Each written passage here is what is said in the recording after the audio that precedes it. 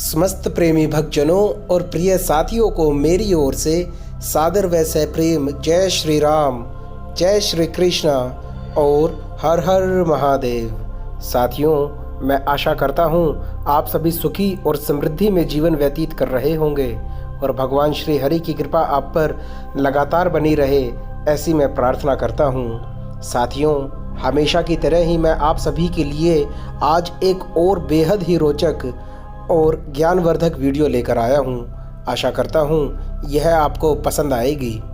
साथियों, अपने विषय की गहराई में उतरने से पहले मैं आप सभी को अपने दोनों हाथ जोड़कर दिल की गहराइयों से धन्यवाद देना चाहता हूँ। आप सभी लोगों के प्यारे प्यारे कमेंट्स पढ़ने के बाद मेरा हृदय भाव विभोर होकर असीम आनंद की अनंत गहराइयों में उतर जाता है। आशा करता हूँ आप अपना ये प्यार भविष्य में भी इसी प्रकार बनाए रखेंगे। प्रिय साथियों, अब हम अपने विषय की तरफ आगे बढ़ते हैं। दोस्तों, प्रभु श्री राम के जीवन पर अनेकों रामायण लिखी गई हैं, जिनमें प्रमुख है वाल्मीकि रामायण, श्री रामचरितमानस, कबंद रामायण। कबंद एक राक्षस का नाम था, अद्भुत रामायण, आनंद रामायण इत्यादि। लेकिन क्या आप जानते हैं, अपने आराध्य प्रभु श्री राम को समर्पित एक रामायण स्वयं हनुमान जी ने भी लिखी थी, जो हनुमत रामायण के नाम से भी जानी जाती है। इसे ही प्रथम रामायण होने का गौरव प्राप्त है। लेकिन स्वयं हनुमान जी ने ही अपनी उस रामायण को समुद्र में फेंक दिया था। उन्होंने ऐसा क्यों किया, आइए जानते हैं शास्त्रों में वर्णित एक कथा के माध्यम से। मेरा नाम है अमन और मैं आप सभी का हार्दिक व सप्रेम अभिनंदन करता हूँ हमारे YouTube चैनल ज्ञानदूत पर।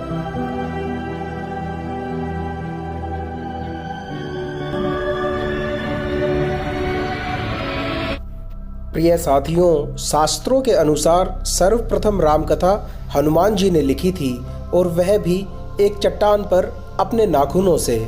यह रामकथा वाल्मीकि जी की रामायण से भी पहले लिखी गई थी और यह हनुमत रामायण के नाम से प्रसिद्ध है।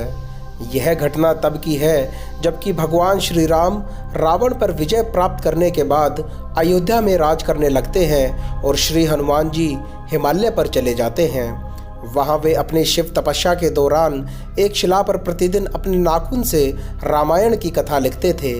इस तरह उन्होंने प्रभु श्री राम की महिमा का उल्लेख करते हुए हनुमत रामायण की रचना की थी। कुछ समय बाद महर्षि वाल्मीकि ने भी वाल्मीकि रामायण लिखी और लिखने के बाद उनके मन में इसे भगवान शंकर को दिखाकर उनको समर्पित करने की इच्छा हुई। वे अपनी रामायण लेकर शिव के धाम कैलाश पर्वत पहुँच गए। वहाँ उन्होंने हनुमान जी को और उनके द्वारा लिखी गई हनुमत रामायण को देखा। हनुमत रामायण के दर्शन कर वाल्मीकि जी निराश हो गए।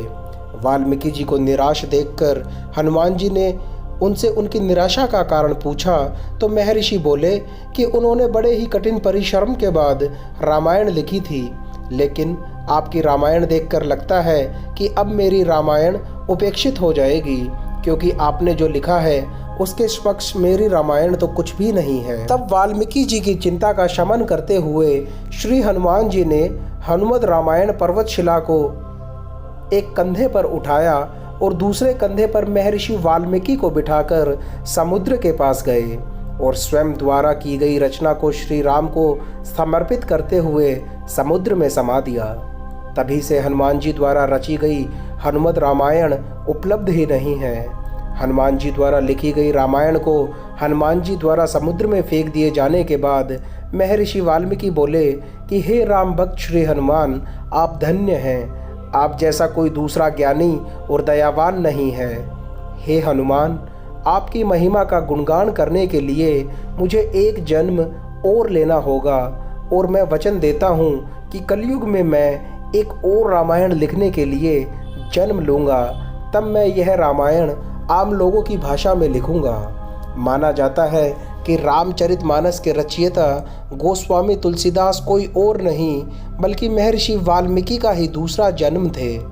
तुलसीदास जी अपनी रामचरितमानस लिखने के पूर्व हनुमान चालीसा लिखकर हनुमान जी का गुणगान करते हैं और हनुमान जी की प्रेरणा से ही वे फिर रामचरितमानस लिखते हैं। दोस्तों, ऐसा माना जाता है कि महाकवि कालिदास के समय एक पट्टिका को समुद्र के किनारे पाया गया था, जिसे कि एक सार्वजनिक स्थल पर टांग दिया गया ताकि विद्यार्थी उस गूढ़ लिपि को पढ़कर उसका अर्थ निकाल सकें। ऐसा माना जाता है कि कालिदास ने उसका अर्थ निकाल लिया था और वो ये भी जान गए थे कि ये पट्टिका कोई और नहीं अपितु हनुमान जी द्वारा रचित हनुमत रामायण का ही एक अंश है, जो पर्वतशिला से निकलकर जल के साथ प्रवाहित होकर यहाँ तक आ गया है।